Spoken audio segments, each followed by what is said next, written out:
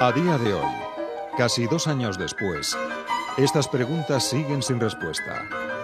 Es más, las sombras que rodean el mayor atentado terrorista de la historia de España, lejos de disiparse, no dejan de aumentar.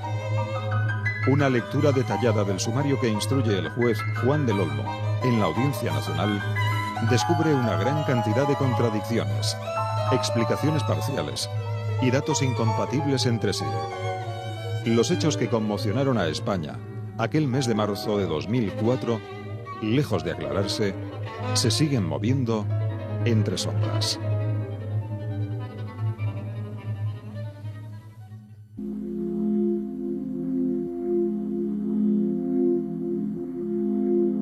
...11 de marzo de 2004...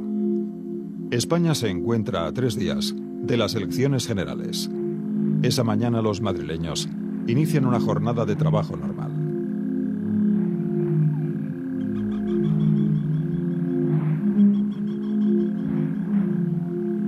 Los trenes de cercanías se llenan de personas que acuden a sus lugares de trabajo.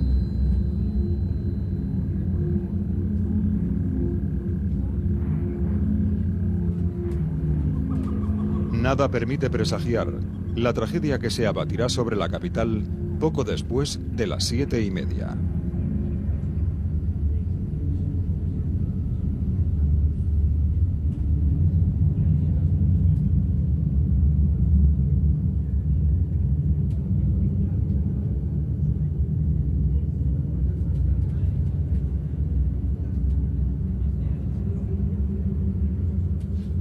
Aquella mañana, 10 bombas destrozan otros tantos vagones en 4 trenes procedentes de Alcalá. Las explosiones se producen en Atocha, en la calle Tellez, en El Pozo y en Santa Eugenia. El número de muertos aumenta a cada minuto. 5, 12, 35, 79. A media mañana está claro que España se enfrenta a la mayor masacre terrorista de toda su historia. Tendrán que pasar varios días antes de conocerse el número definitivo de víctimas. 192 asesinados y más de 1.500 heridos. Ese 11M, miles de madrileños hacen cola para donar sangre. Otros voluntarios se vuelcan con la atención y ayuda a las víctimas. Los servicios de emergencia de la Comunidad de Madrid y del Ayuntamiento de la capital superan la mayor masacre terrorista que nunca se había producido en Europa. Paralelamente, muchas familias tratan de localizar a sus seres queridos. En esas primeras horas, la autoría de ETA está en la mente de todos.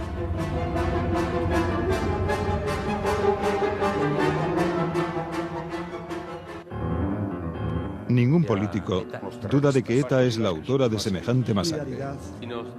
Las primeras dudas sobre la autoría de los atentados se siembran desde el propio entramado terrorista. La izquierda abertzale. Al margen de las declaraciones políticas y las condenas generales, el gobierno trata de hacer frente a la catástrofe. La policía pone en marcha las primeras investigaciones. Paralelamente, los ciudadanos empiezan a conocer otros acontecimientos. Hechos aparentemente aislados que terminan por asentar en la sociedad española la idea de que la masacre de Madrid ha sido perpetrada por Al-Qaeda como represalia por el apoyo del gobierno de José María Aznar a la guerra de Irak.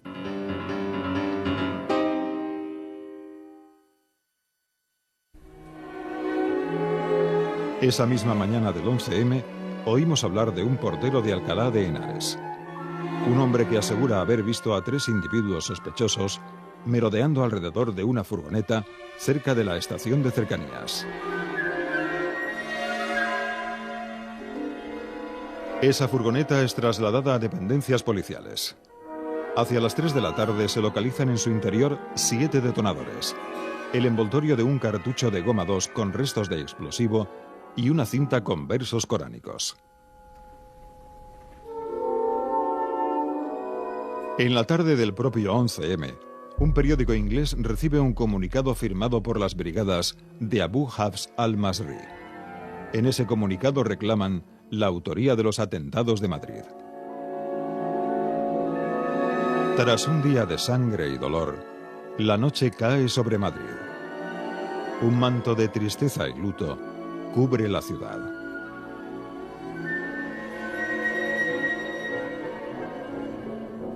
De madrugada, en la comisaría de Puente de Vallecas, se revisan los bultos recuperados de los escombros en la estación de El Pozo. Entre esos bultos, se informa que se ha descubierto una mochila bomba sin estallar. En realidad se trata de una bolsa de viaje que esconde 10 kilos de goma 2, amasados con clavos y tornillos a modo de metralla. En la misma bolsa se descubre un teléfono móvil y una tarjeta telefónica. Precisamente, a partir de estos dos elementos, la policía logra extraer pistas suficientes para detener con extraordinaria rapidez a varios de los supuestos responsables de los atentados. De hecho, a mediodía del 13 de marzo, la policía ya sabe quién ha vendido el teléfono móvil y quién ha vendido la tarjeta telefónica. Así, en plena jornada de reflexión para las elecciones generales, se producen las primeras 5 detenciones. Al mismo tiempo que se efectúan esas detenciones, surge otro hecho relevante. A media tarde del día 13, se recibe en la centralita de Telemadrid la llamada de un hombre que, con acento árabe, afirma haber depositado una cinta de vídeo en una papelera cercana a la mezquita de la M30. En esa cinta, según dicho comunicante anónimo, se ha grabado un mensaje reivindicando los atentados de Madrid. Cuando el ministro de Interior informa de ese descubrimiento, en la madrugada del mismo día de las elecciones, asegura que en la cinta se ve a un encapuchado que reivindica los atentados en nombre de Al-Qaeda. Estos detalles son comunicados, amplificados y comentados de tal forma que la sociedad española percibe que Al-Qaeda ha atentado contra España. Y como el gobierno no ha abandonado la tesis de la posible autoría de ETA, se empieza a difundir la idea de que el Ejecutivo miente y de que el apoyo a la guerra de Irak ha provocado la masacre.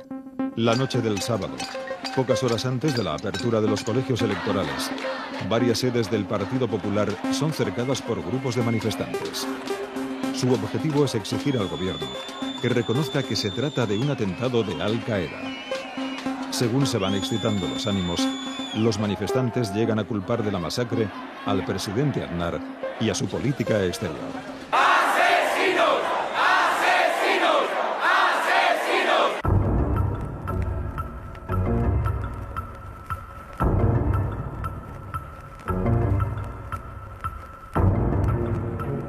2 años después, una lectura detallada del sumario judicial revela que aquella versión está plagada de sombras. Por ejemplo, se habló tanto de la furgoneta de Alcalá, de la cinta coránica y de los restos de explosivo, que con esos únicos datos creímos saberlo todo.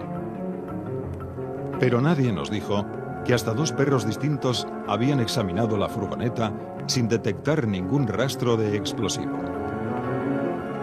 Tampoco se comunicó que no solo el portero de Alcalá había visto a esos sospechosos que rondaban la furgoneta. Una taquillera de la estación de Alcalá llegó a hablar con uno de esos sospechosos.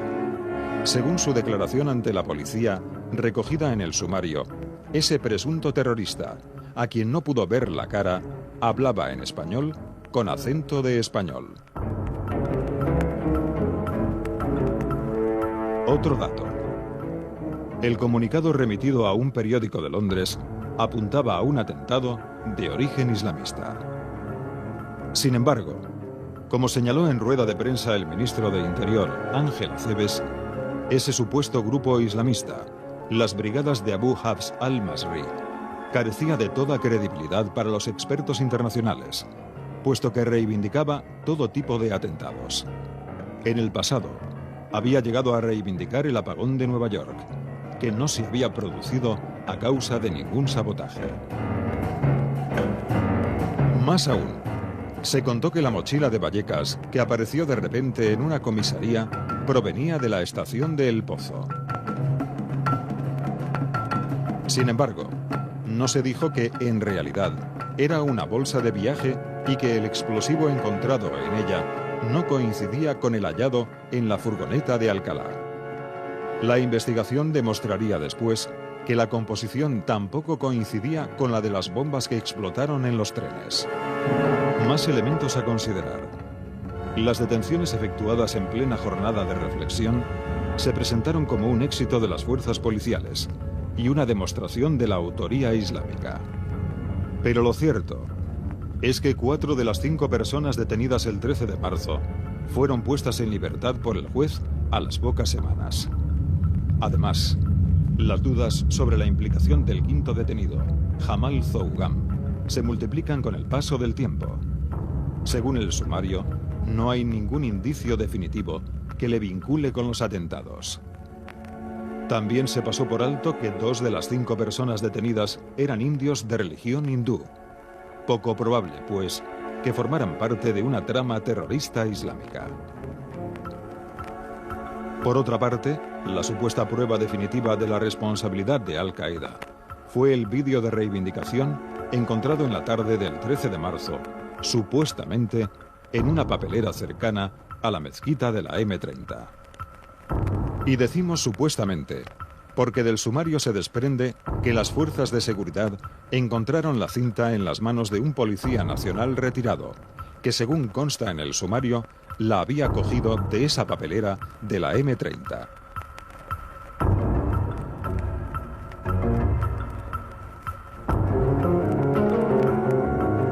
Entre el 11 y el 14 de marzo solo se conoció parte de la información. Todos los hechos que no avalaban la tesis del ataque islamista se empezaron a conocer tras las elecciones generales.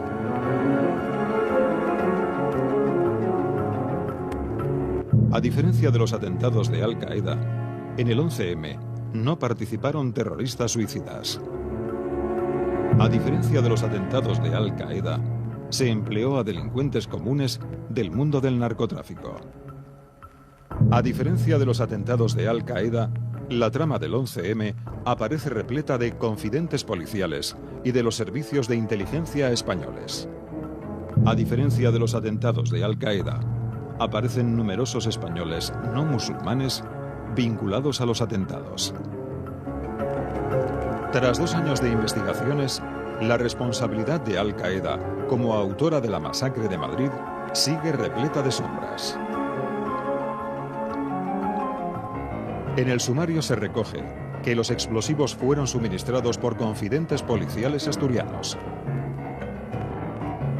que estos explosivos fueron transportados desde Asturias por delincuentes comunes, que las armas que aparecen en los vídeos de reivindicación fueron suministradas por un confidente de la Guardia Civil, que los móviles, supuestamente utilizados en las bombas, fueron liberados por el Policía Nacional Mausili Kalaji, que las bombas fueron montadas por el mismo Kalaji, según los informes remitidos al juez del Olmo por las fuerzas de seguridad, y que fueron colocadas por delincuentes comunes que cobraron 3.000 euros por mochila.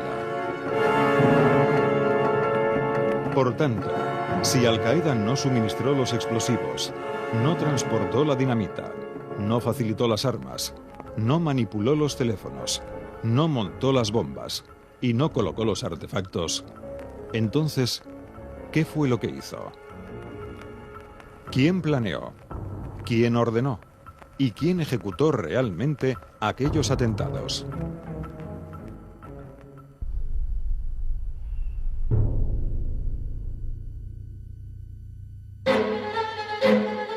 La furgoneta de Alcalá fue encontrada gracias a las declaraciones de un portero de la zona. Según su relato, recogido en el sumario, el portero asegura haber visto a 3 individuos sospechosos alrededor de aquel vehículo en torno a las 7 de la mañana. Esto era a las 7 y menos 5 de la mañana cuando me levanté, un poco más, un poco menos.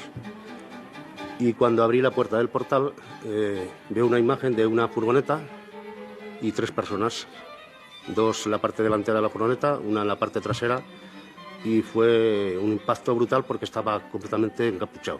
Según sus declaraciones, los individuos iban tapados de modo que no se les podía ver la cara. Uno de esos individuos se dirigió hacia la estación con una mochila, momento en que el portero le pierde de vista. Llevaba la cara tapada hasta lo que es un gorro negro, creo que era un gorro negro, y un pañuelo que solamente se le veía lo que es los ojos.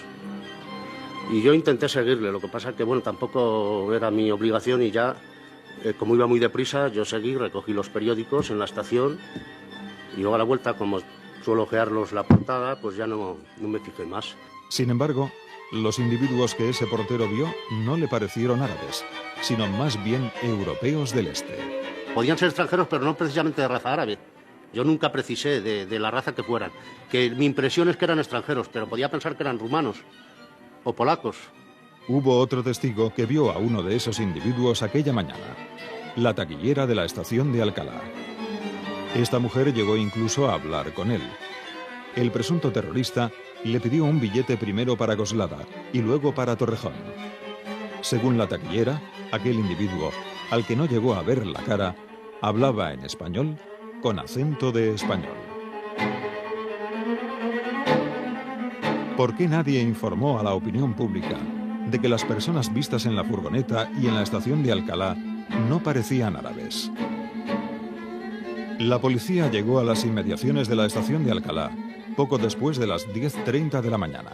Nosotros el día 11 a las 10:30 de la mañana recibimos un comunicado por parte del presidente de la comunidad de vecinos de calle Infantado, donde vive el portero que dio la primera información. Nos dio la matrícula de esta furgoneta, este ciudadano, comprobamos que la furgoneta estaba sostenida y automáticamente iniciamos el dispositivo en la zona para comprobar todos los datos que nos habían dado. El lugar fue acordonado y se hizo venir a 2 guías caninos para inspeccionar la furgoneta. Primero, uno de los perros examina la furgoneta por fuera sin encontrar nada sospechoso.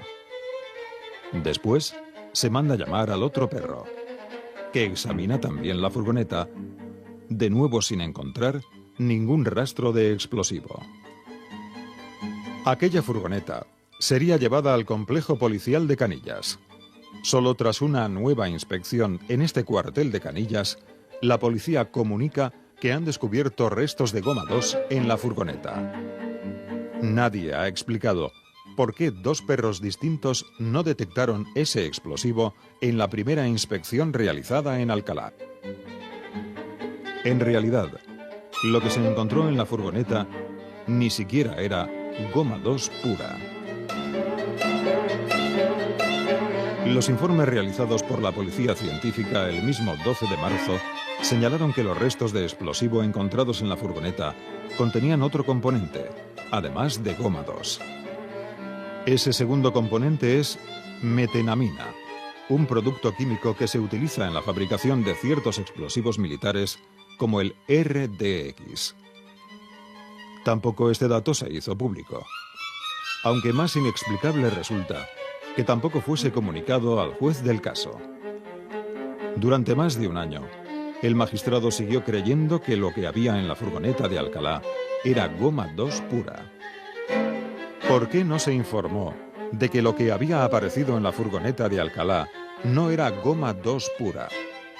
En la furgoneta de Alcalá no solo aparecieron detonadores y restos de explosivo, también se encontró una cinta coránica y numerosas prendas de ropa con el ADN de algunas de las personas supuestamente vinculadas a la trama del 11M. Todo un muestrario de pistas que, incomprensiblemente, no incluía huellas dactilares. Ni una sola huella pudo ser recuperada de la furgoneta de Alcalá. ¿Cómo se explica que esas personas que se dejan comprometedoras prendas de ropa en la parte posterior de la furgoneta no dejen ni una sola huella dactilar ni en el volante, ni en el cambio de marchas, ni en la puerta, ni siquiera en la famosa cinta con versos del Corán? Las únicas huellas identificables aparecen en la bolsa de plástico donde se encontraron los detonadores y los restos de explosivo. Sin embargo, esas huellas son tan fragmentarias que las identificaciones resultan más que dudosas. De hecho, el FBI identificó la huella del dedo medio como perteneciente a un abogado americano, Brandon Mayfield.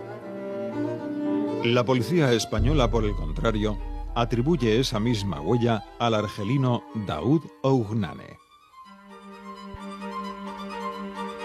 ¿Realmente fue utilizada por los terroristas del 11M la furgoneta de Alcalá?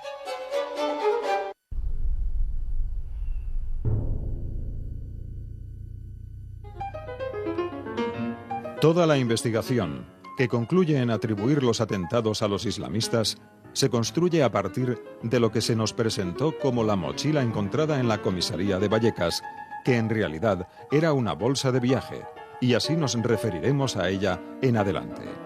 A partir del teléfono móvil y la tarjeta telefónica encontrados en esa bolsa, la policía logró identificar en un tiempo récord a los presuntos autores de los atentados. Además de un teléfono y una tarjeta telefónica, esa bolsa contenía 10 kilos de goma 2 y tornillería usada como metralla para incrementar los efectos mortíferos. Supuestamente, esa bolsa provenía de la estación de El Pozo y fue encontrada entre los bultos rescatados de esa estación en la comisaría de Puente de Vallecas. Sin embargo, los datos contenidos en el sumario apuntan a que esa prueba de cargo fundamental podría no ser otra cosa que una prueba fabricada. El primer indicio lo encontramos en las autopsias practicadas a las 192 víctimas mortales. Ninguno de esos 192 cadáveres presentaba restos de tornillos, clavos, tuercas o elementos similares. Así pues, las bombas que mataron a esas 192 personas no estaban cargadas con metralla. Entonces, ¿cómo se explica que en la bolsa descubierta en Vallecas sí hubiera metralla? Tampoco se encontró metralla en ninguno de los trenes. Tan solo en el de la calle Tellez pudieron recogerse algunos clavos sin cabeza cuya procedencia no está clara. De todos modos, esos clavos tampoco son del mismo tipo que los que tenía la bolsa de Vallecas. Esta diferencia fundamental entre las bombas que sembraron de muerte los trenes del 11M y la descubierta en la comisaría parece confirmar que la bolsa de Vallecas nunca estuvo en los trenes. Pero hay otros indicios. En primer lugar, en las autopsias tampoco aparecen restos de goma 2, que es el explosivo que tenía la bolsa de Vallecas. El único componente químico detectado en las autopsias corresponde a los restos del producto usado para extinguir los fuegos tras los atentados.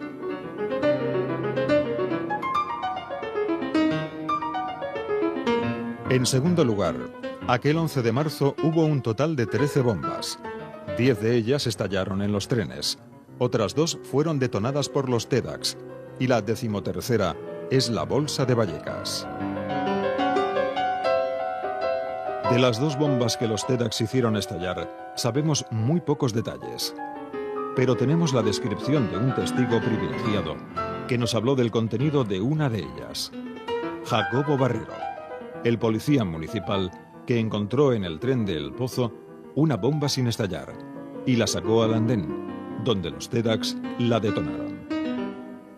Las diferencias entre esa mochila que encontró Jacobo Barrero y la bolsa de Vallecas son muy notables.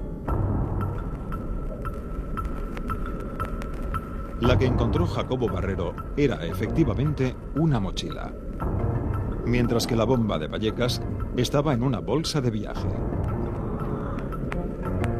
La cantidad de explosivo en ambas mochilas era distinta. También era distinto el color de los cables. Rojo y negro en la mochila encontrada por Jacobo Barrero. Rojo y azul en la bolsa de Vallecas. En la mochila encontrada por Jacobo Barrero, el explosivo estaba alojado en una tartera, mientras que en la de Vallecas, el explosivo estaba metido en una bolsa de plástico.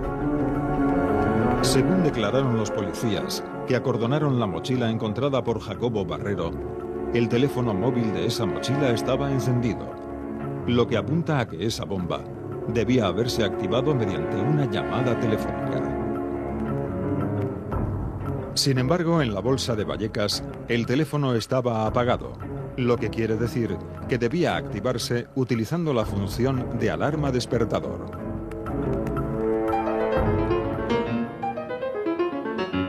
En tercer lugar, en el explosivo de la bomba que los terroristas del 11M depositaron junto a las vías del AVE el 2 de abril, se encontraron restos de ADN de uno de los terroristas, lo que indica que el explosivo fue amasado con las manos desnudas. Sin embargo, en el explosivo de la bolsa de Vallecas no aparecen restos de ADN. En cuarto lugar, la hora a la que estaba programado el teléfono en la bolsa de Vallecas no se corresponde con la hora a la que explotaron las bombas en la estación de El Pozo. Se supone que esa mochila provenía también de la estación de El Pozo, como la que encontró el policía municipal.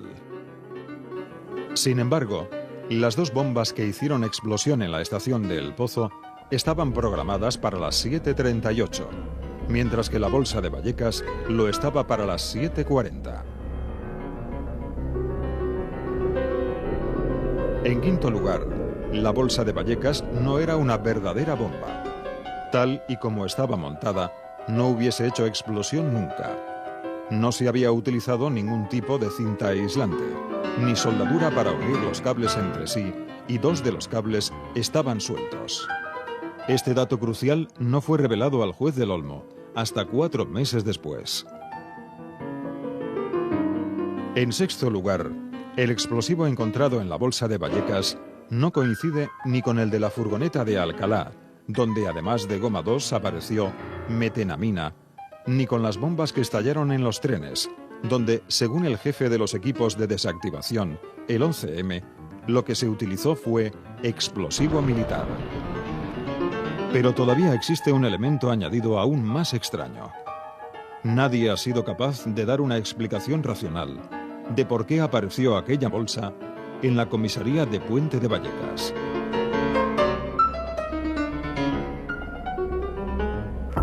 Examinemos el recorrido teórico de esa bomba. Supuestamente, aquella bolsa provenía del tren de El Pozo, pero nadie la vio en aquella estación. Los TEDx revisaron uno a uno todos los bultos sin detectar esa bolsa de Vallecas. ¿Cómo es posible que no vieran esa bolsa de viaje que pesaba 15 kilos? Tampoco la vio nadie en ningún otro punto del trayecto entre la estación de El Pozo y la comisaría, según consta en las declaraciones de los testigos ante el juez. Pero lo más extraño es el supuesto viaje que esa mochila hizo durante el 11 de marzo. Veamos por qué. Inicialmente, los bultos de la estación de El Pozo fueron llevados a la comisaría de Villa de Vallecas por orden de la juez de guardia. Sin embargo, el juez del Olmo dio orden de llevar todos los bultos a IFEMA, así que los de la estación de El Pozo se llevaron al recinto ferial. Después, alguien dio una segunda contraorden diferente de las instrucciones del juez. Esa segunda contraorden mandaba a los policías encargados del traslado que llevaran los objetos encontrados en El Pozo a la comisaría de Puente de Vallecas. La excusa esgrimida para sacar las cosas de IFEMA, en contra incluso de la opinión de los policías allí destacados, era la de catalogar los bultos antes de llevarlos de nuevo al recinto ferial. ¿Por qué ese empeño en llevar los bultos de El Pozo a la comisaría de Puente de Vallecas? Una comisaría a la que no correspondía la zona de la estación de El Pozo. Por tanto, son muchos los datos que apuntan la falsedad de la bolsa de Vallecas. Ausencia de metralla en las víctimas. Ausencia de goma 2 en las autopsias. Diferencias con la mochila encontrada por el policía municipal Jacobo Barrero. Falta de rastros de ADN en el explosivo amasado. hora diferente de programación del teléfono. El hecho de que la mochila estaba preparada para no explotar. Diferencias con el explosivo encontrado en la furgoneta de Alcalá. La supuesta utilización de explosivo militar en los trenes. Y la inexplicada aparición en la comisaría de Puente de Vallecas después de un extraño e injustificado recorrido por todo Madrid.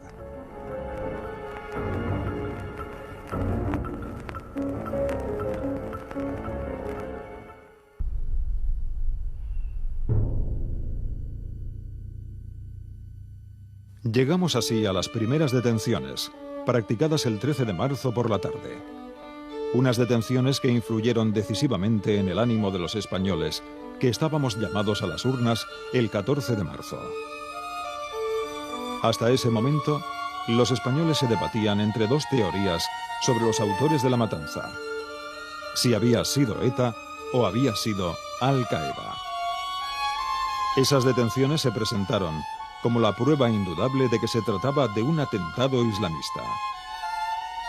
La idea de que el gobierno de Aznar había estado mintiendo empezó a calar en buena parte de la opinión pública. Sin embargo, después de 2 años de investigaciones judiciales, existen sombras sobre si esas detenciones estuvieron plenamente justificadas. Tanto es así que el juez puso en libertad a 4 de los 5 detenidos en pocas semanas.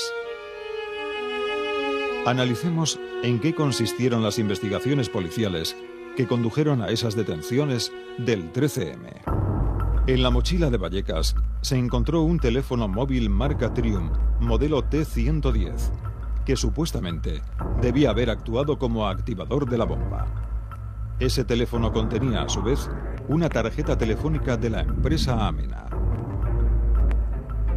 Preguntando a las empresas comercializadoras, la policía determinó que el teléfono había sido vendido por una empresa llamada Telefonía San Diego a un comercio denominado Bazar Top. Fue en este comercio donde compraron el teléfono móvil quienes montaron la mochila de Vallecas. El 13 de marzo, la policía detuvo a los dueños de ese Bazar Top, 2 indios de religión hindú. Pero la pregunta es, ¿por qué se les detuvo?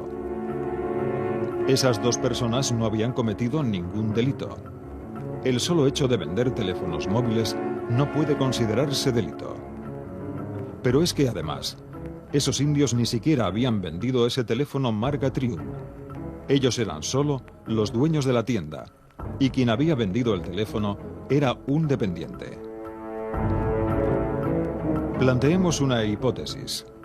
Si quienes montaron la mochila de Vallecas hubieran comprado el teléfono en unos grandes almacenes, ¿hubiera tenido sentido que la policía detuviera a su propietario? Pero además, ¿qué sentido tenía detener a 2 indios de religión hindú por un atentado islamista? En cuanto a la tarjeta telefónica de Amena, esta había seguido una ruta de comercialización distinta a la del teléfono. La tarjeta provenía de un mayorista del sector denominado Uritel 2000, quien la había servido a una tienda de nombre Sindhu Enterprise. Esta tienda, a su vez, había vendido esa tarjeta al locutorio del marroquí Jamal Zougam. Quienes montaron la mochila de Vallecas compraron la tarjeta en ese locutorio. El día 13 de marzo, la policía detuvo a Jamal Zougam, a Mohamed Chawi, hermanastro y socio de Zougam, y a Mohamed El Bakali, empleado del locutorio. De nuevo, la pregunta es la misma. ¿Por qué se detuvo a esos 3 marroquíes si no habían cometido ningún delito?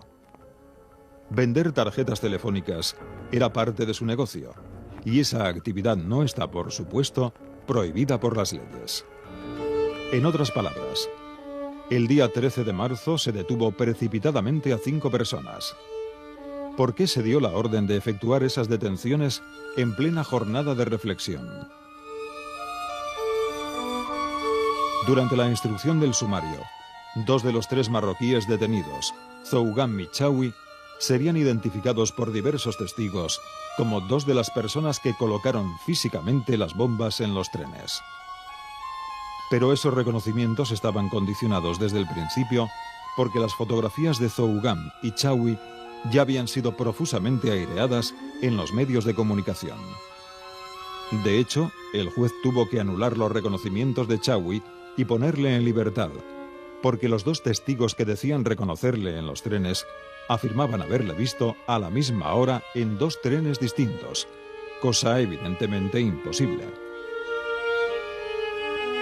Jamal Zhougam no tuvo tanta suerte, porque las declaraciones de los testigos que decían reconocerle no eran incompatibles entre sí. Pocas semanas después del 11M, el juez del Olmo puso en libertad a 4 de los 5 detenidos del 13 de marzo.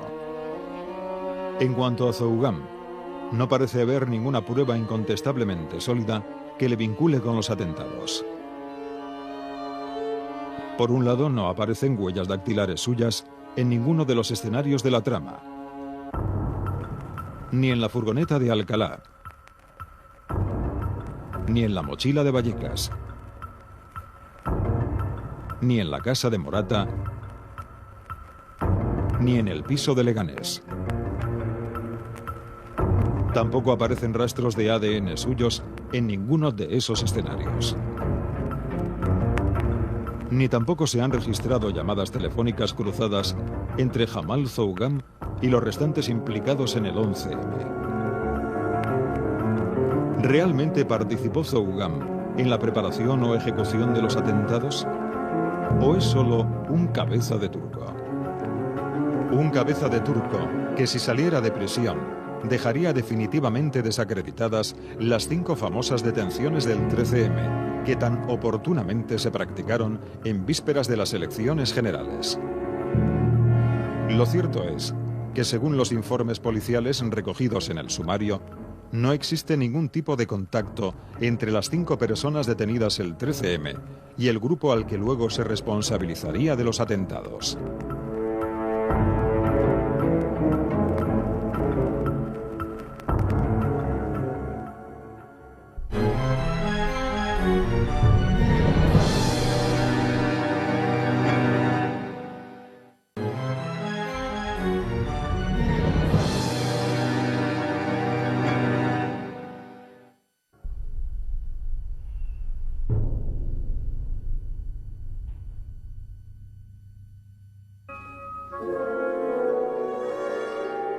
Si hay un elemento indudable en la masacre del 11 de marzo de 2004, es la existencia de explosivos.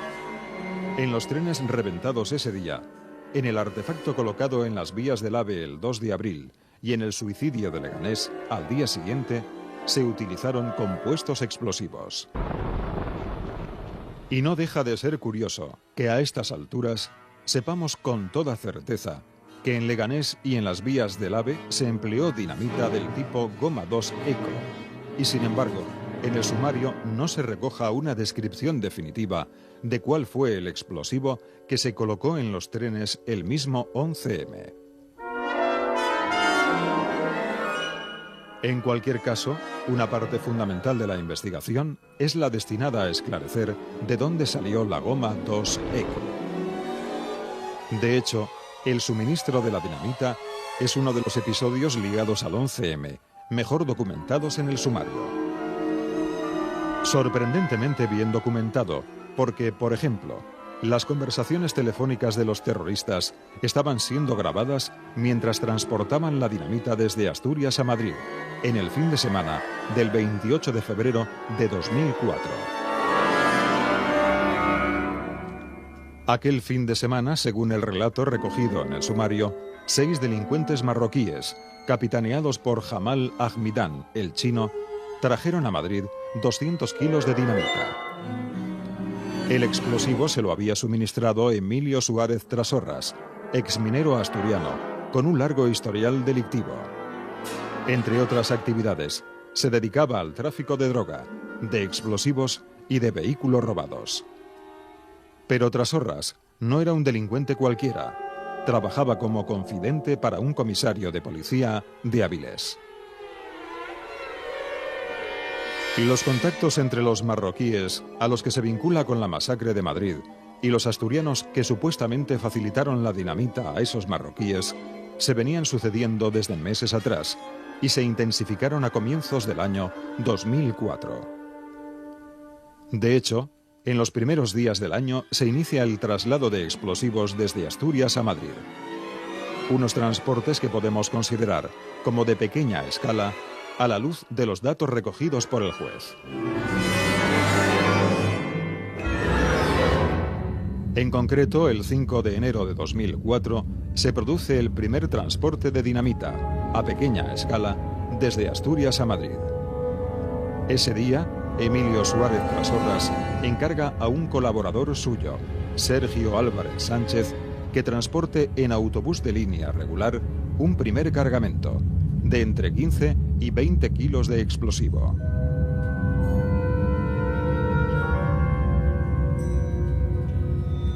A aquel primer cargamento le seguirían, hasta mediados de febrero, otros 3 pequeños traslados, siempre en autobús. Además de Sergio Álvarez Sánchez, participarían en esa operación Iván Reis Palicio y un menor apodado El Gitanillo. El procedimiento, tal y como se recoge en el sumario, era siempre el mismo. Uno de los correos, designados por Trasorras, trasladaba el cargamento desde Asturias a Madrid en una bolsa o mochila de viaje. Al llegar a la capital, uno de los miembros del grupo de El Chino recogía el cargamento en la estación de autobuses. Con esos 4 envíos, el grupo de delincuentes marroquíes de El Chino acumuló en su poder entre 60 y 80 kilos de dinamita. Esos pequeños envíos se ven interrumpidos por el viaje de luna de miel de Emilio Suárez Trasorras, que el 19 de febrero se va a Tenerife con su mujer, Carmen Toro, también confidente policial. El viaje de novios se prolonga hasta el 26 de febrero de 2004. En esos 7 días, algo debió ocurrir, porque los preparativos para la masacre se aceleraron repentinamente. De hecho, alguien decide abandonar estos transportes a pequeña escala en autobuses de línea y realizar en su lugar un gran envío de explosivos. Un traslado a gran escala que se llevará a cabo entre Asturias y Madrid en coche.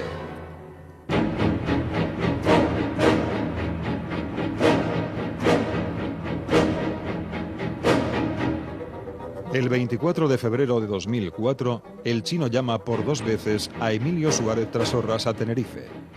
Entre ambas llamadas de El Chino, según consta en los listados telefónicos incluidos en el sumario, se produce una tercera llamada. Carmen Toro, mujer de Emilio y también confidente policial, se pone a su vez en contacto con el comisario de Avilés, que actuaba como su controlador. En esas conversaciones entre Trasorras y El Chino, se acuerda una reunión en Madrid para el día 26 de febrero. La misma fecha en la que Emilio y Carmen volvían de su luna de miel. Y así fue. A su regreso de Tenerife, Emilio y Carmen acuden a la casa de Morata de Tajuña, que había alquilado El Chino unas semanas antes. En aquella casa, planificaron el gran transporte de explosivos que tendría lugar ese mismo fin de semana. Al día siguiente, ya de vuelta en Asturias, Emilio recibe una nueva llamada de El Chino, tras la cual Carmen Toro contacta de nuevo con el comisario de Avilés. El 28 de febrero, en torno a las 12 de la mañana, Jamal Ahmidán y 2 de sus hombres salen hacia Asturias en un Volkswagen Golf. Para ese viaje, según consta en el sumario, los 3 marroquíes escogen la autovía de La Coruña. Llegarían a Avilés poco antes de las 5 de la tarde. En Avilés, los terroristas se reunieron con Emilio. Compraron 3 mochilas y 3 linternas en un hipermercado. Y ya por la noche se dirigieron a la mina Conchita, próxima a Avilés, de donde sacaron unos 200 kilos de explosivos. Una operación lenta que les obligó a realizar 2 viajes y que no finalizó hasta las 12 de la mañana.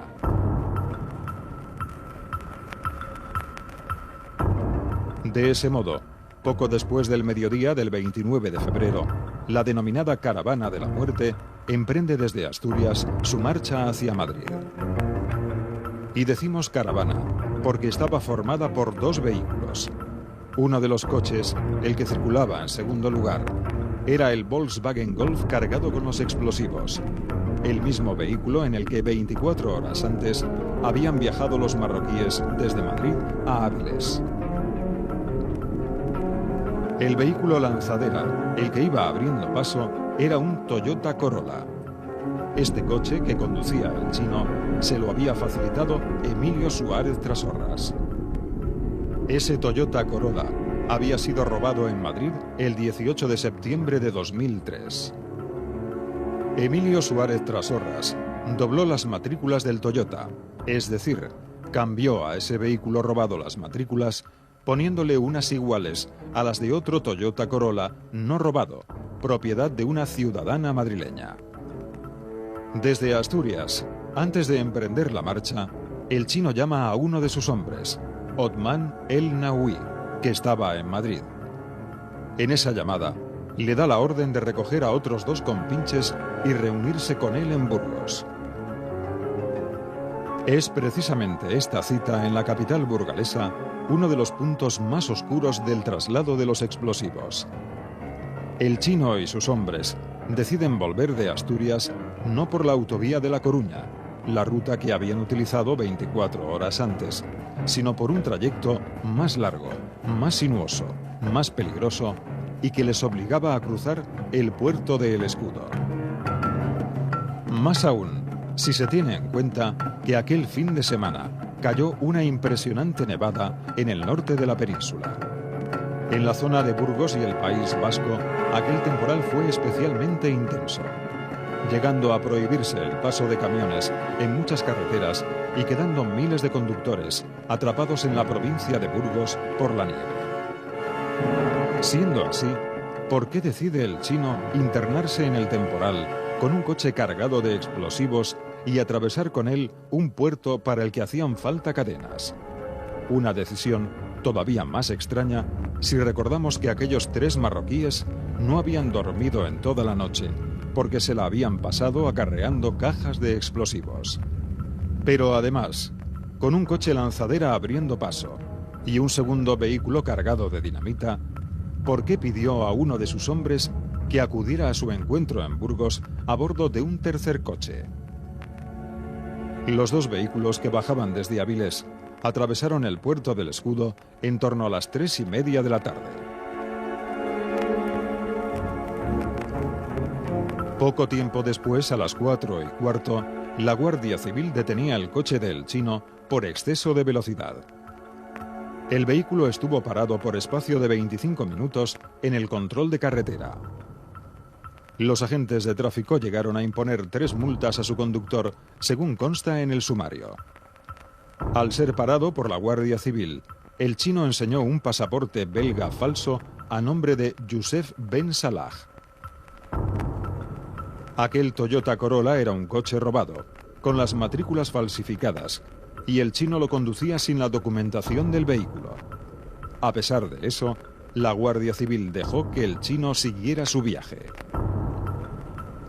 Nadie ha sido capaz de explicar si el agente que detuvo a el chino llamó a la central para hacer algo tan simple como comprobar la matrícula del coche. Pero esos 25 minutos están llenos de sombras. Primero, porque al ser detenido, el chino realiza una llamada telefónica, no para avisar al coche que venía detrás cargado con la dinamita, sino para ponerse en contacto con Emilio Suárez Trasorras, que, recordamos, era confidente policial. Segundo, porque ese control de carretera se produjo a escasa distancia de una fábrica de explosivos situada en Burgos, pero no una fábrica cualquiera, sino la misma en la que se había elaborado la goma 2 Eco que los marroquíes trasladaban en su coche desde Asturias a Madrid. ¿Se trata de una simple casualidad? Después del incidente de las multas, los dos coches que bajaban de Áviles vuelven a encontrarse en la ciudad de Burgos en torno a las 5 de la tarde. Pocos minutos después, se reúnen con el tercer vehículo, el que sube desde Madrid. Esa caravana, formada ahora por 3 coches, termina llegando a Morata de Tajuña sobre las 8 de la tarde de ese azaroso 29 de febrero de 2004. Al día siguiente, 1 de marzo, los listados telefónicos en poder del juez muestran que el chino efectuó una llamada a Emilio Suárez Trasorras y que éste realiza otra al comisario de Avilés. Los explosivos estaban ya en Madrid. El relato recogido en el sumario sobre lo ocurrido aquel mes de febrero y el modo en el que se realizó el transporte de la dinamita está, como hemos visto, envuelto en sombras. ¿Cómo es posible que un confidente policial suministrara los explosivos supuestamente utilizados por los terroristas? ¿Por qué ese confidente policial llamó al comisario de Avilés justo antes y justo después del transporte de los explosivos? ¿De qué hablaron Emilio Suárez Trasorras y su controlador en aquellas llamadas? ¿Quién dio la orden, a mediados de febrero, de acelerar el transporte de los explosivos hacia Madrid, abandonando el sistema de transporte en autobuses de línea? ¿Cómo es posible que se impusieran 3 multas al vehículo del chino y, sin embargo, no se pudiera detener a aquella caravana de la muerte? ¿Cómo es posible que la Guardia Civil dejara seguir viaje a aquel vehículo robado con matrículas falsas y que no tenía papeles? ¿Por qué estaban siendo grabadas las conversaciones de los terroristas durante aquel viaje? ¿Hasta qué punto sabían las fuerzas de seguridad que se estaba produciendo un traslado de dinamita? ¿Por qué el chino hace subir un tercer vehículo desde Madrid si ya había transportado desde Avilés a Burgos los explosivos? ¿Es casualidad que esa caravana de la muerte parara cerca de la fábrica de goma 2 Eco situada en la provincia de Burgos? ¿Por qué el chino renunció a volver a Madrid por autovía, como había ido hasta Avilés, y se interna en aquel terrible temporal de nieve por carreteras nacionales? El traslado de explosivos ese último fin de semana de febrero de 2004 tiene numerosas sombras, según se recoge en el sumario. Pero resulta mucho más inquietante si tenemos en cuenta que la del grupo del chino no fue la única caravana de la muerte que viajó hacia Madrid durante aquel fin de semana. A primera hora del 28 de febrero, la banda terrorista ETA enviaba desde Francia otra caravana. Esta cargada con 500 kilos de explosivos. Aquella caravana estaba formada también por un coche lanzadera y una furgoneta que transportaba la carga mortífera. La caravana de la muerte de ETA discurrió por carreteras secundarias, según una ruta paralela a la carretera de Burgos, antes de ser interceptada en la localidad conguense de Cañaveras.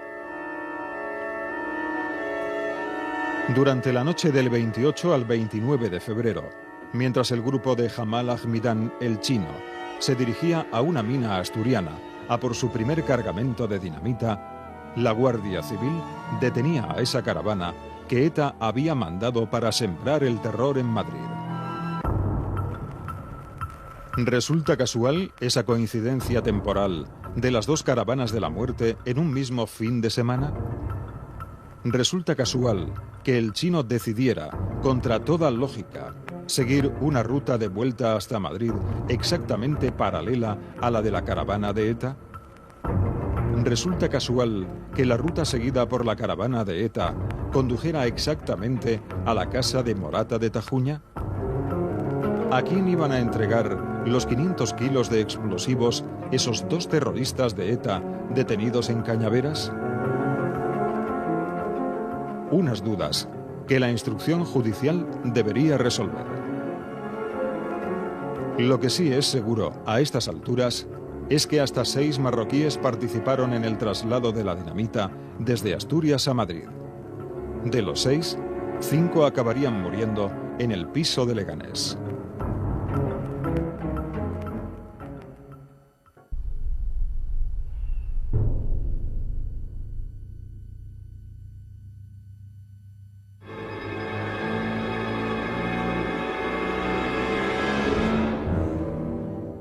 El día 3 de abril de 2004, 7 presuntos terroristas se suicidaban en Leganés al estallar el piso en el que se refugiaban.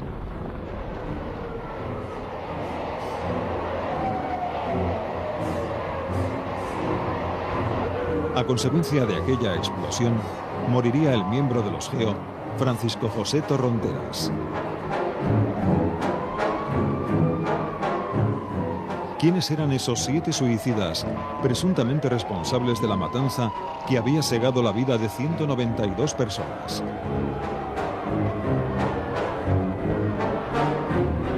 De los 7 suicidas de Leganés, solo 3 tenían algún tipo de vinculación con ambientes integristas. Serhane Faraket, el tunecino. Anwar Asri Rifat y Alekem Alamari. Curiosamente, nadie ha sido capaz de explicar la relación entre estos 3 personajes. De hecho, el tunecino y Alekem Alamari pertenecían a círculos integristas distintos. Los otros 4 presuntos suicidas eran delincuentes comunes, vinculados con el mundo del narcotráfico a pequeña y media escala. Abdenabi Kounha, los hermanos Mohamed y Rachid Oulad Akcha, y el jefe del grupo, Jamal Ahmidan el Chino. La primera de las incógnitas planteadas por los sucesos de Leganés se refiere precisamente a esa extraña mezcla de perfiles. ¿Qué papel jugó cada una de esas personas? ¿Por qué 2 grupos de personas tan dispares, uno de islamistas y otro de delincuentes comunes, acaban juntándose en Leganés y por qué hicieron estallar el piso? ¿Habían contratado los 3 fanáticos islamistas a estos delincuentes comunes simplemente como mercenarios? Y si es así, ¿qué pudo impulsar a esos delincuentes a dejarse arrastrar al suicidio? Pero en realidad existen sombras mucho más inquietantes. Gracias a las revelaciones periodísticas y a los datos del sumario, hoy sabemos que el grupo islamista al que pertenecían el tunecino y Anwar Asri Rifat estaba siendo estrechamente vigilado desde al menos un año antes del 11M, por orden de 2 juzgados distintos de la Audiencia Nacional. Más aún, durante aquel año de vigilancia, la policía conoció dónde vivían tanto el tunecino como los demás miembros del grupo, cuáles eran sus vehículos, qué teléfonos tenían y en dónde trabajaban. Sus teléfonos fueron intervenidos durante meses e incluso estuvieron bajo seguimiento físico durante un año. En total, desde el 3 de marzo de 2003, esos presuntos terroristas estuvieron sometidos a seguimientos hasta 81 días distintos. Y esas vigilancias se fueron intensificando a medida que se acercaba la fecha de los atentados. Precisando más, en febrero de 2004, es decir, tan solo un mes antes de la masacre, la policía sometió a ese grupo a seguimientos los días 3, 4, 5, 6, 9, 10, 13 y 16. Y de repente, el día 17 de febrero, se levanta el control sobre este grupo de integristas al que pertenecía el tunecino. Otra inquietante pregunta: ¿por qué se interrumpieron esos seguimientos que podían quizá haber evitado los atentados? El caso del tercer integrista, Alekem Alamari, es aún más extraño. Encarcelado mucho antes del 11M por su colaboración con redes integristas argelinas y por un error judicial, Alekem Alamari salió en 2003 de la cárcel, 2 años antes de lo que le hubiera correspondido. De no haber sido por aquel error, Alekem Alamari jamás podría haber participado en los atentados del 11M. Pero lo más inquietante de la figura de Alamari es que, según las revelaciones del periódico El Mundo, estaba siendo vigilado por un colaborador de los servicios secretos españoles, Safwan Sabah. ¿Cómo es posible que este conjunto de integristas, estrechamente controlado por las fuerzas de seguridad, pudiera organizar atentado alguno? Es más, si estos supuestos terroristas estaban tan vigilados y si los explosivos que utilizaron se los facilitaron colaboradores de la policía, podemos preguntarnos, ¿estaban las fuerzas de seguridad desarrollando una operación contra redes islámicas y algo falló? Y si es así, ¿por qué no se ha explicado este fallo? Las actuaciones con respecto al otro de los grupos de suicidas de Leganés, el de los delincuentes comunes, son igualmente incomprensibles. El Chino y uno de sus hombres tenían sus teléfonos intervenidos antes del 11M. Gracias a eso, por ejemplo, tenemos muchos datos sobre el supuesto transporte de explosivos desde Asturias a Madrid, el fin de semana del 28 de febrero de 2004. Sin embargo, el 12 de marzo, al día siguiente de los atentados, la policía solicita al juez que se interrumpan esas escuchas a El Chino y a uno de sus hombres. Lo normal, cuando se producen hechos delictivos, es que se intervenga el teléfono de los sospechosos después de cometido el delito. Sin embargo, en el caso de El Chino, nos encontramos con que el teléfono ya lo tenía intervenido y que lo que se hace es interrumpir las escuchas, nada más producirse los atentados. Si se hubieran mantenido esas escuchas, ¿se habría podido evitar la explosión de Leganés? Pero las sombras de Leganés no acaban tampoco aquí. Como revela el sumario, Jamal Ahmidán, El Chino, vivía desde enero de 2004 en una casa alquilada cerca de Morata de Tajuña. Antes de entrar en ella, pagó por adelantado 1 año de alquiler. Según las declaraciones de los vecinos ante el juez, lo primero que hizo ese supuesto terrorista fue presentarse a sus vecinos y comprarles varios enseres de segunda mano. En febrero de 2004, El Chino comienza a hacer reformas en aquella casa, incluyendo la construcción de una piscina. Es más, llegó a comprar un pequeño rebaño de 6 cabras. Si es verdad que El Chino participó en los atentados, ¿para qué abona 1 año de alquiler por adelantado? ¿Para qué se presenta a todos sus vecinos? Pero, sobre todo, ¿para qué hace obras y construye una piscina si después de los atentados no iba a poder habitar esa casa? Todavía más extraño resulta el comportamiento del Chino después de los atentados. En lugar de huir o de esconderse, El Chino continúa haciendo vida normal, llegando incluso a celebrar el Día del Padre, 8 días después de los atentados, con su mujer, su hijo y su suegra, todos ellos españoles, en aquella casa de Morata de Tajuña. ¿De verdad participó El Chino en aquellos atentados? Tampoco nadie nos ha explicado de forma satisfactoria cuáles son las circunstancias que conducen a que todos esos extraños personajes terminen juntándose en aquel piso de Leganés. Si, como consta en el sumario, la policía conoció el propio 19 de marzo dónde estaba esa casa de Morata de Tajuña, ¿por qué no irrumpió en la casa el propio 19 de marzo y detuvo a El Chino en plena fiesta familiar?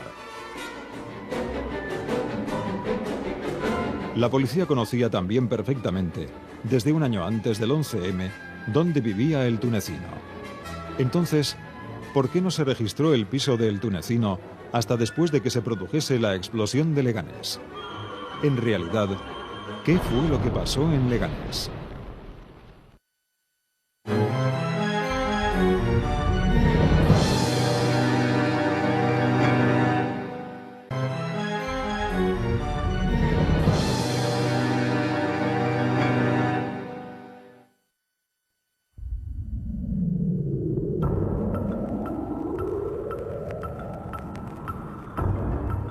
Según la versión oficial de los hechos, aquellos 7 terroristas estaban refugiados en el piso de Leganés y fueron localizados por la policía el sábado 3 de abril. Las primeras unidades policiales llegan al lugar poco después de las 2 de la tarde. Aquellos terroristas iniciaron un intercambio de disparos con los agentes que acordonaban la zona. Esas mismas fuerzas policiales optaron por desalojar a los vecinos de los 8 bloques de viviendas. Poco antes de las 8 de la tarde, llegaba al lugar un grupo de los GEO. Una hora después, los GEO derriban la puerta de la vivienda, con la intención de hacer salir a los 7 atrincherados. Pero estos, en lugar de entregarse, hacen estallar el piso. En la explosión mueren los 7 presuntos terroristas y el GEO Torronteras. Sin embargo, son muchas las sombras que rodean aquella explosión de Leganés. En primer lugar, ¿por qué se suicidó en Leganés aquel grupo si no lo habían hecho antes en los trenes? En segundo lugar, si lo que querían era suicidarse, ¿por qué esperaron a que se desalojaran las viviendas? En tercer lugar, ¿por qué se puso en riesgo la vida de los GEO en lugar de esperar, tras una negociación, a que aquellos terroristas salieran? Los terroristas estaban aislados en la vivienda, no tenían rehenes y todos los vecinos habían sido desalojados. No existía, por tanto, ningún riesgo para las personas que motivara una intervención apresurada. ¿Por qué no se entabló una larga negociación, como suelen hacer los GEO, para cansar a los atrincherados con el fin de convencerles de que se entregaran? La propia instrucción judicial del caso añade elementos enigmáticos. Según el sumario, los cuerpos de 2 de los terroristas fueron encontrados con entre 1 y 2 kilos de dinamita en una bolsa de plástico atada a la cintura. Esa dinamita no había estallado porque carecía de detonador. ¿Para qué iban a colocarse dinamita alrededor del cuerpo esos suicidas sin un detonador? Los restos de otro de los suicidas aparecieron adheridos a un colchón, como si estuviera tratando de protegerse. ¿Quiere eso decir que en realidad al menos 3 de aquellos 7 presuntos suicidas no tenían la más mínima intención de suicidarse y se vieron arrastrados a la muerte por algún otro miembro del grupo especialmente fanático?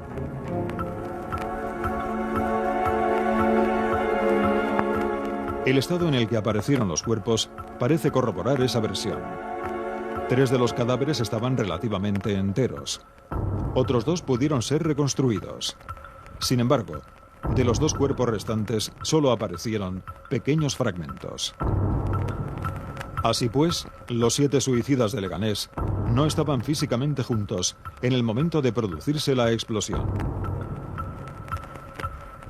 Existe, sin embargo, otro detalle del sumario que resulta enormemente desconcertante. El cuerpo de uno de esos 7 terroristas apareció con los pantalones puestos del revés. ¿Qué sentido tiene que aquel terrorista tuviera los pantalones mal puestos? A lo largo de aquella intensa tarde, habría tenido tiempo más que de sobra de vestirse bien. ¿Es posible que alguien lo hubiera vestido después de muerto? ¿Es posible que ese terrorista estuviera ya muerto antes de la explosión del piso? Lo cierto es que la versión oficial sobre lo ocurrido en Leganés ese 3 de abril de 2004 se ensombrece tras una lectura detallada del sumario. 2 grupos de personas que se atrincheran en un piso de Leganés sin vínculos claros entre ellos. El supuesto cabecilla de los terroristas que se queda a celebrar el Día del Padre con su familia y no huye de las fuerzas de seguridad tras el mayor atentado de la historia en España. Una operación de los GEO que precipitó el final del cerco sin agotar la vía de la negociación. Y muchas sombras alrededor del comportamiento de los atrincherados en los últimos momentos antes de suicidarse. Un suicidio muy oportuno que se lleva por delante a los supuestos cabecillas y organizadores de la masacre del 11M. Un suicidio que las víctimas de aquellos atentados se resisten a aceptar como final de esa trama. De hecho, las víctimas coinciden en que es necesario investigar más.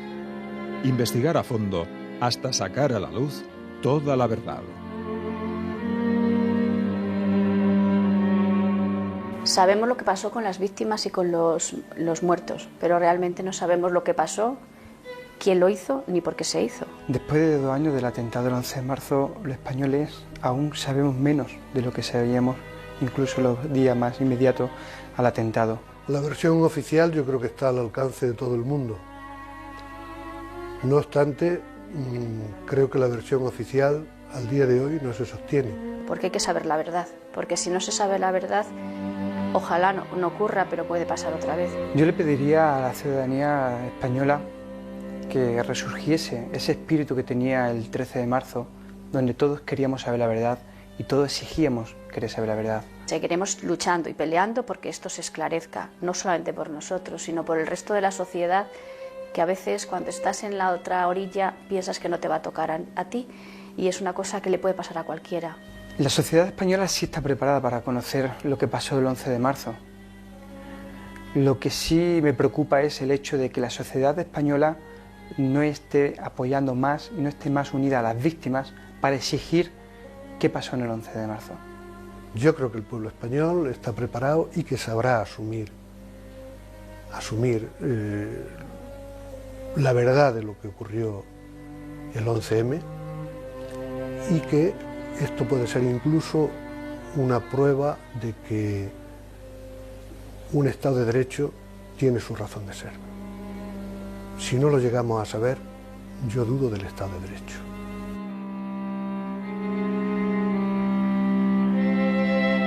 Dos años de investigación con demasiadas preguntas sin respuesta. 2 años de investigación sin un relato cerrado y definitivo de los hechos. 2 años de investigación con contradicciones y sombras. Aquel 11 de marzo de 2004 nos dejó 192 asesinatos. Nos dejó más de 1.500 heridos. Nos dejó un inmenso vacío. La mayor masacre terrorista de la historia de España se transformó en una inmensa ausencia.